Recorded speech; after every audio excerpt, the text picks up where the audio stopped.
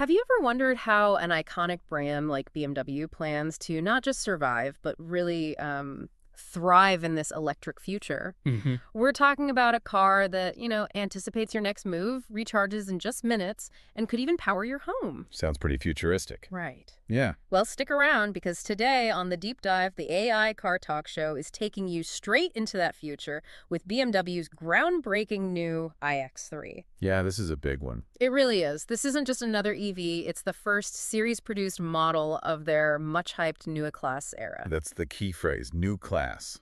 New class. Exactly. So our mission today, we're cracking open the official press release. It's hot off the digital presses, just dropped Friday, September 5th, 2025. Super fresh news then. Absolutely. And it describes this fully electric sports activity vehicle, SAV, as basically the start of a whole new era for driving. Our goal is to cut through the press release speak and figure out what really matters to you, the driver. And look, it's not just marketing fluff, right? BMW themselves, they're calling this a milestone in the transformation process. We're talking electrification, digitalization, and crucially, circularity. Circularity, yeah, we'll get into that. Definitely. But the main point is, this isn't just a new model. The innovations in this iX3, they're set to reshape BMW's entire model range. The whole range. Yeah. Think about it. Technologies from this new class platform are going into something like 40 new models and updates by 2027. Yeah. That's a massive shift for the whole company. Wow. Okay, so Oliver Zips, the big boss at BMW, he put it pretty well. He said practically everything about it is new, yet it is also more BMW than ever. Interesting paradox. Right. That's a bold claim. What does more BMW than ever actually mean when almost everything is new and electric? That's the big question we're digging into today, isn't it? It goes right to the soul of the brand. Absolutely. The driving feel, the identity. Okay, let's kick things off with the look and feel. BMW says this iX3 represents a leap forward, like skipping a whole generation in design terms. So what's this new design language all about? Does it still look like a BMW? Well, they're describing it as reduced, characterful, and timeless, which, sounds good. Reduced, okay. Yeah, it's a modern take on their original blueprint. If you look closely, the exterior has this upright front end, sculpted BMW kidneys. But here's the cool part. It references the 1960s new class with that vertical grille arrangement. Ah, a nod to the past. I like that. Exactly. And get this, an all-new light signature replaces chrome. That's a big shift in how they signal quality. No more chrome. Interesting. Plus, you've got flush glass, flush door handles. Yeah. It all adds to that sleek, reduced look. But then you still have these body color sort of rectangular wheel arches, so it keeps that rugged X model vibe, blends the new and the familiar quite nicely, I think. Okay, and what about the practical side? Size, space, aerodynamics? Right, practicality matters. It's about 4.8 meters long, 1.9 wide, 1.6 tall. So it still has that proper SAV stance. But the really impressive number here is the drag coefficient, the CFE. It's 0.24. 0.24. For an SAV, that's incredibly slippery. It really is. That translates directly to better efficiency, better range. Huge deal for an EV. In cargo. Plenty of space. 520 liters normally, which is generous. Fold the seats down, and you get a massive 1,750 liters. Okay. Plus a bonus little front trunk, another 58 liters under the bonnet. Perfect for charging cables, maybe a small bag. Nice. And towing. People use these for towing. Good point. There's an optional electric tow hitch, at least on the iX350 xDrive model. It can handle up to 2,000 kilograms. So, yeah, it's still capable. Serious capability, then. Okay, let's step inside. The press release talks about an uncluttered, reduced design, creating the ideal stage for the digital experience. But BMW is known for driver focus, right? How does minimalism work with that? Does it still feel like a BMW inside for all 5 people? That's a great question. Because reduced can sometimes just mean less stuff. Right. Less premium. Potentially. But here, the EV platform itself helps. Because it's electric, you get more interior space naturally. So it feels really roomy for all 5 passengers. That's a direct benefit. Okay. And the design, while minimalist, still keeps that driver focus BMW is famous for. You've got this floating instrument panel, these nice fabric surfaces with backlighting, big windows. There's an optional panoramic sunroof, too. It all makes the cabin feel bright, airy, spacious. but still, driver-oriented. And the digital side, this seems like a big part of the new class story. Oh, absolutely. This is where it gets really interesting. You've got the new BMW panoramic iDrive and the new BMW operating system X. Yeah. And it's not just screens slapped onto the dash. They're talking about integrating displays, the car's geometry, light, even sound design into one experience. Yeah, they've created new driving sound effects. They call it the BMW Hyperson X soundscape, specifically for the new class. It's about making the sound as modern and immersive as the visuals. Huh. Immersive sound in an EV. Interesting. And customization. Can you personalize the interior much? Definitely. They offer different interior worlds, essential, contemporary, M Sport, BMW individual, so you can tailor the vibe. They're Sport, of course. Actually. And they're pushing sustainability hard inside, too. Materials like Econir seat covers made from 100% recycled PE bottles. Good to see. Yeah. And if you want even sportier, there's an M Sport Package Pro. And for a bit of theater, I guess, there's the BMW Iconic Glow Exterior Package. Iconic Glow? What's that? It does these cool sound and light sequences when you approach the car, different styles like relaxed, balanced, excited. Bit flashy maybe, but it definitely creates an experience before you even open the door. Sounds like they're really trying to create a whole sensory welcome. Okay, let's talk about this interface. BMW Panoramic iDrive. They're pushing the hands on the wheel, eyes on the road idea, but we're getting a screen that spans the entire windscreen. How does that work? Isn't that potentially distracting? How do you balance this huge digital canvas with keeping the driver focused? That's the million-dollar question, isn't it? And they know it. They say they've used decades of experience, data from like 10 million connected cars, plus usability studies with over 3,000 customers. Okay, so lots of research behind it. Tons. And while, yes, a lot is touch or voice controlled now, they've deliberately kept physical controls for the crucial stuff. Like what? Wipers, turn signals, volume knob, the gear selector, parking brake. Things you need to grab without thinking, without looking away. That makes sense. Muscle memory stuff. Exactly. It's about keeping that essential tactile feedback for safety and immediate control. You're not digging through menus for the wipers in a downpour. Okay, so how does Panoramic iDrive actually work? What are the pieces? Right. There are 4 main parts working together. First, BMW Panoramic Vision.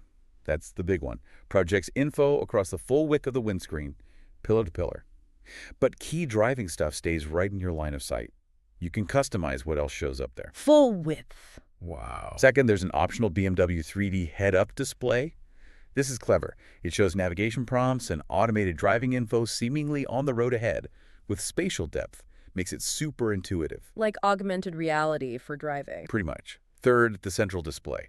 It's this free cut screen, nice design, placed ergonomically next to the wheel. It uses quick select widgets so you can quickly access common functions. That's on their current systems, but evolved. Exactly. And finally, the multifunction steering wheel.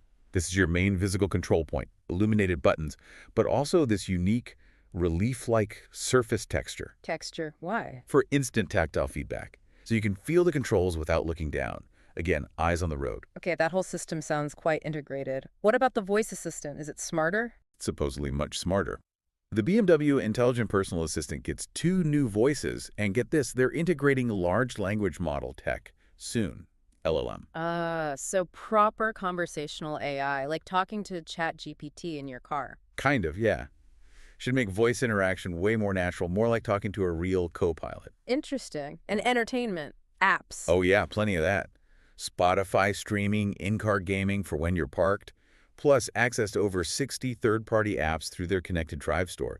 It's definitely a mobile digital hub. So they're building a whole ecosystem. Absolutely. And underpinning all this, a completely new electronics architecture. 4 high-performance computers, they're calling them super brains. These are brains, seriously. Yep, that's the nickname. And they have specialized roles. One is the Heart of Joy. Heart of Joy. Okay. It handles just the drivetrain and driving dynamics. Processes information 10 times faster than current systems. 10 times faster. Then there's the super brain of automated driving, which has 20 times the processing power. 20 times. Okay, so this isn't just incremental improvement, it's a massive leap in computing power. Exactly. It's a rethink of the car's nervous system. Yeah. Makes it incredibly responsive. Right. But with all this talk of superbrains and AI, what about the driving feel? Sheer driving pleasure is BMW's thing, right? It's about connection, feedback.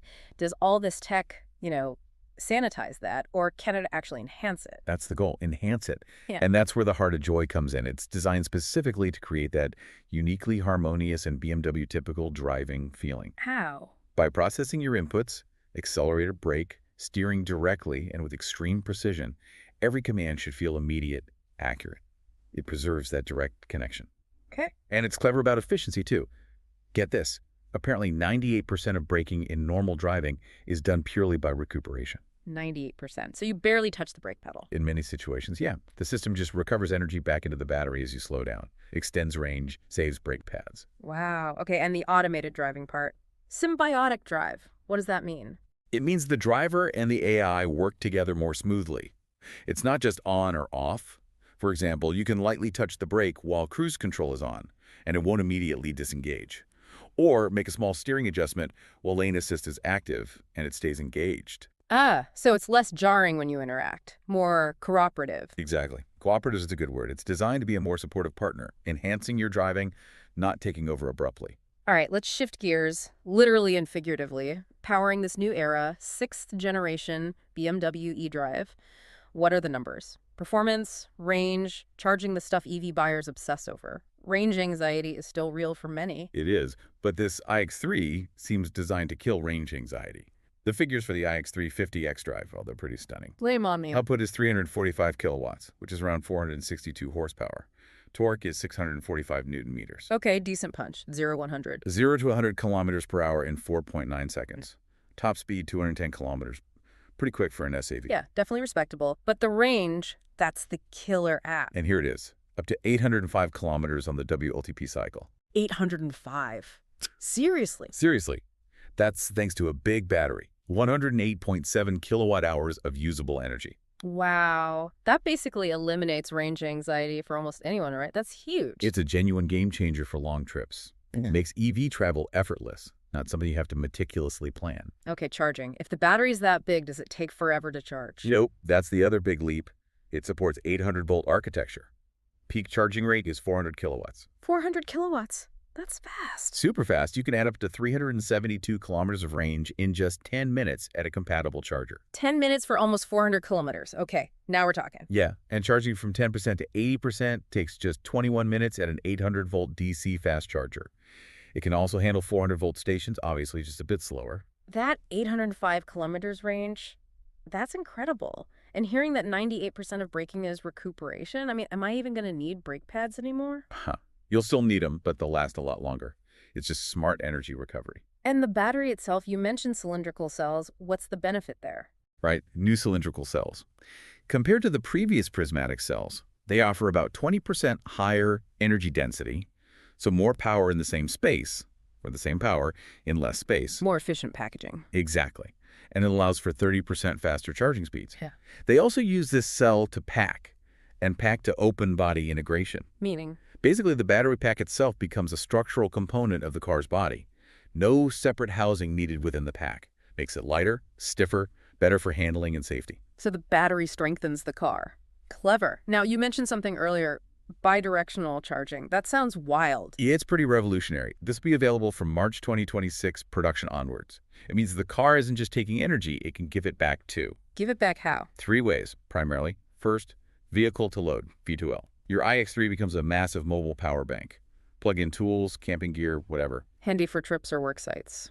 Definitely. Second, vehicle to home, V2H. If you have solar panels at home, the car can store that excess solar energy and then power your house later, like during peak hours or an outage. It becomes part of your home energy system. It's a giant home battery on wheels. Pretty much. And third, the really futuristic one, vehicle to grid, V2G. This allows you to connect to the wider energy market. Wait, sell power back to the grid? Potentially, yeah. Feed power back during peak demand times and maybe even earn money from your utility company. Yeah. It fundamentally changes the car's role. That V2G, that feels like a huge step. My car potentially earning me money. But surely there are hurdles. Infrastructure, people actually understanding and using it. Oh, absolutely. It's a big shift. Yeah. Infrastructure needs to support it, regulations need to catch up, and yeah, consumer education is key. Right. BMW knows this. That's why they're also launching things like a new multifunction charger, a special BMW Wallbox Professional that handles DC bidirectional charging at home. They're trying to make the tech side seamless. Even the charging flap is smart. Apparently. AI-powered opens and closes automatically based on whether it thinks you intend to charge. trying to remove every little friction point. Okay, quick question for our listeners tuning into the AI Car Talk Show. Would you actually use something like vehicle to home or vehicle to grid if your car could do it? Could you see your car powering your house? Drop your thoughts in the comments. We genuinely love hearing from the AI Car Talk Show family on these things. Yeah, it'd be interesting to hear the reaction. And look, all this tech ties back into BMW's bigger sustainability push, that design for circularity thing we mentioned. Right, the circularity aspect. How does that translate into the actual car? Well, numbers-wise, this new iX3 50 eDrive has a 34% smaller carbon footprint over its whole life cycle that's based on 200,000 kilometers compared to the previous model. 34% smaller. That's significant. It is. Get this. Compared to a similar petrol or diesel BMW, it breaks even on carbon footprint after only 21,500 kilometers if you use the average European energy mix for charging. Only 21,500 kilometers. Or even faster, just 17,500 kilometers if you charge it purely with renewable energy. Yeah. That really tackles the EVs aren't clean because of battery production argument head on, doesn't it? It certainly makes a strong case. What about recycled materials? Loads. About a third of the whole car is made from secondary raw materials. That front compartment and engine cover. 30% recycled marine plastic. Wow. Cleaning up the oceans to build cars. Kinda, yeah. Seat fabrics, headliner, floor mats, yarn, made from 100% recycled PET bottles. Lots of recycled aluminum in the chassis components and wheels, too. So it's not just about zero tailpipe emissions. Not at all. And the factory itself, the new plant in Debrecen, Hungary, where they'll build this, it's designed to operate without using fossil fuels under normal conditions. It's a whole life cycle approach. That's genuinely impressive. Feels like they're really walking the walk on sustainability. Okay, so when can people actually get one? The rollout starts in Europe in spring 2026, then South Africa in Q3 2026. And there'll be a specific version for China also launching in 2026. Not too far away then. So we've taken this deep dive into the new BMW iX3. And yeah, it really feels like it could launch a new era, like they claim. From that reduced but characterful design, the crazy fast super brains, that game-changing bidirectional charging. It's clear BMW isn't just building another car here. They're building a whole digital ecosystem, an energy ecosystem almost. I agree. It's a really bold statement, not just about EV tech, but about redefining what luxury and driving pleasure even mean in this super connected, sustainable future we're heading into. Yeah. It shows you can blend tradition that BMW feel with genuinely cutting-edge stuff. It's going to be fascinating to see how rivals respond to this level of integration, especially on the sustainability front. So, thinking about everything we've discussed, what stands out most to you listening? Is it the idea of your car powering your home? Is that the real game changer? Or maybe it's the superbrains making driving feel more symbiotic, more intuitive. It makes you think, doesn't it, how these technologies could reshape how you interact with your car every day, way beyond just driving it from A to B. Definitely. And hey, if you want an even deeper look, check out the BMW Group corporate website. Starting September 6th, so basically tomorrow for us recording this, they're releasing a 4-part documentary all about the new E-Classe. It should give a lot more background on this whole transformation. Good tip. Okay, final thought then. If a car can anticipate your moves, power your house, maybe even earn you money, how long before technology like this fundamentally changes our whole relationship with owning and using a car? Big question to ponder. Indeed. That's it for today's deep dive on the AI Car Talk Show. Hey, don't forget, your comments really do fuel this show, just like electrons fuel this iX3. Tell us what you think about it all, subscribe if you haven't yet, and welcome to the family.